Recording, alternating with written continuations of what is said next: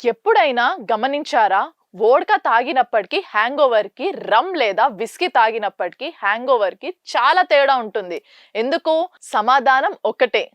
కాంజనరస్. ఏంటి ఈ కాంజనరస్?